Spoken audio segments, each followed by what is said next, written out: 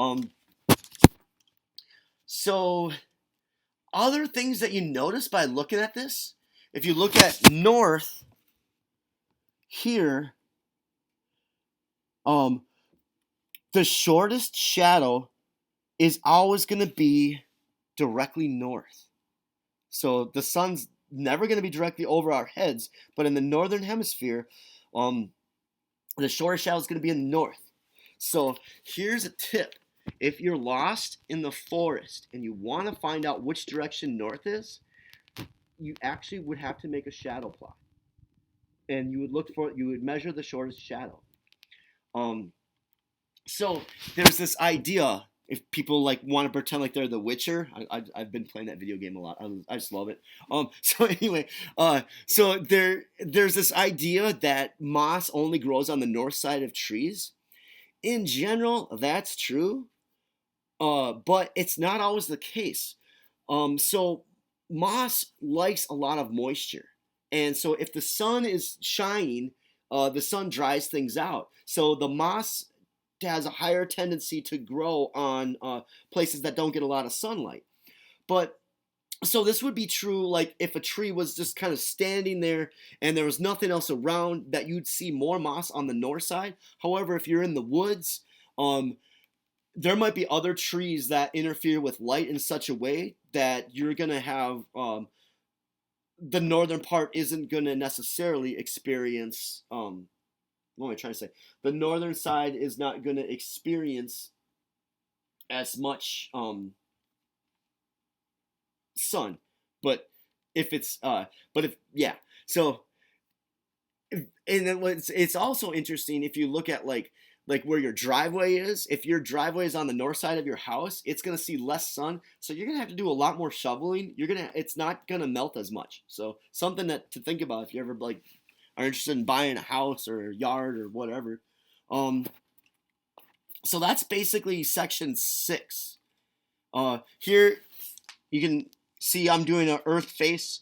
So this is kind of tricky because if you have the directionality, what you actually need to do is you need to create a compass like this and put it on your face, and then if you rotate, you'll see that I would have to turn my head.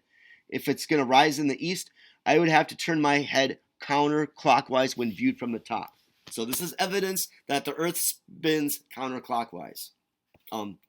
So what did we talk about? We talked about a climber and a surveyor. We need to know, how do we know that the Earth is curved? How do you measure the size of the Earth?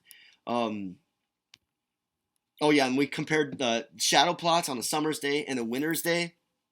Azimuth is basically, your book says this is the degrees north or south. So north would be 0 degrees, and then east would be 90 degrees, and south would be 180, and west would be 180 plus 90, so that's 270, and then 0 and 360 are the same thing. So, ooh, look at that! Isn't that a fun GIF? So we notice that the moon is getting smaller. So in this case, it would be waning. One of the ways, so this is section 5, and you're gonna have to be able to determine what time of day are you gonna see certain moons. So it's all gonna be like, so if you look at this diagram, you see that the sunlight is shining on the Earth, and half the Earth is always going to be lit. The same is true with the moon. And so the phase of the moon is going to be the portion, it's basically the portion of the lit side that you can see. For an embarrassingly long time, I used to think that the shadow of the moon was just the shadow of the Earth. But then one time I was just like thinking about, I'm like, wait a minute. But then the moon would have to just kind of linger right here the whole time, right behind the Earth. And so that didn't really make sense. So there's a few vocabulary words that you're going to need to know for this, like waxing and waning gibbous. So you're going to study those. One easy way to remember this is the light starts on the right. So if I look here, this diagram is going to be extremely helpful. If I look here, I see the light starts on the right. So that means that the moon is going this way. It's counterclockwise. So when you see the light is on the right, that is a waxing crescent, and then it's going to become a first quarter, and then a waxing gibbous, and then a full moon. So those of you that are celebrating Ramadan, it's pretty cool to like go out and actually like watch the moon as the as we get to Eid. Um, so what you're gonna have to do is you're gonna have to be able to determine what phase is this, or yeah. So what phase is this, and how do you know? So in this one, we see that the light is on the right, so we know that it's gonna get bigger. Another word, a way for getting bigger is waxing. Waxing means it's getting bigger. Wax on, wax off. I don't know if you ever watched Karate Kid. And then waning, if something's waning, it's just getting smaller. So that's all that means. Crescent, yeah, that looks like a crescent. Like a crescent roll, you can think of that. Gibbous, I really don't know how you, like a mnemonic device for a gibbous, but if you have a good one, put it in the comment below. Okay, so if we look here, we see that it rises at 8 a.m. So this is the position of the moon, and this is the sun. And so we're going to be right about here.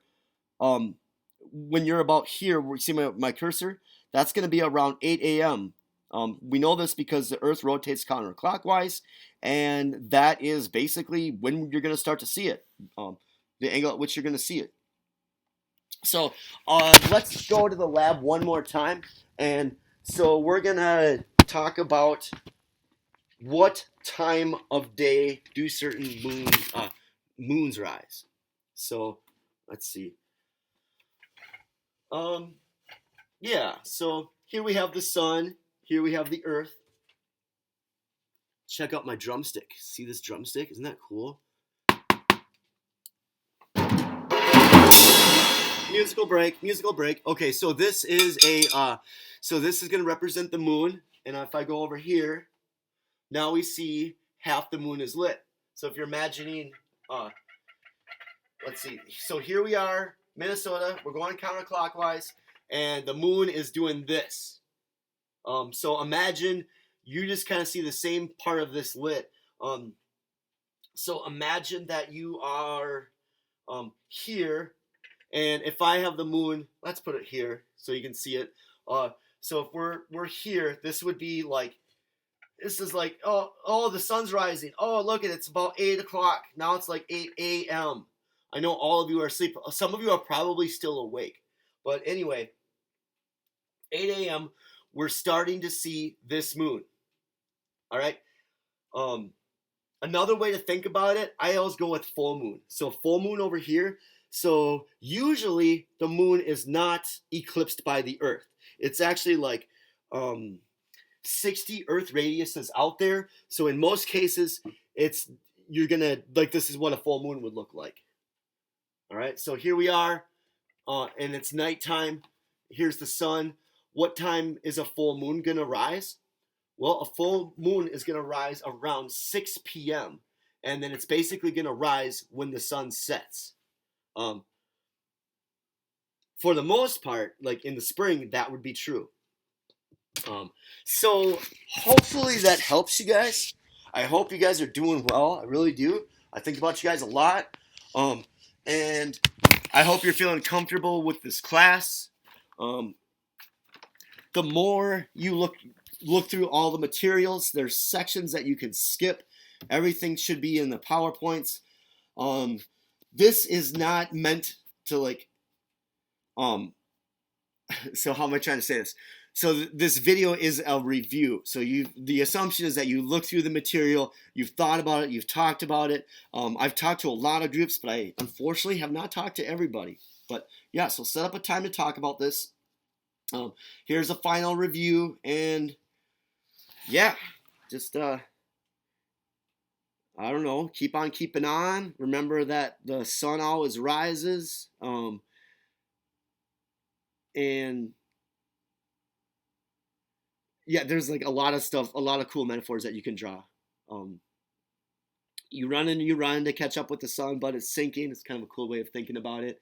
Um, and then the sun, remember that the sun doesn't really ever go down.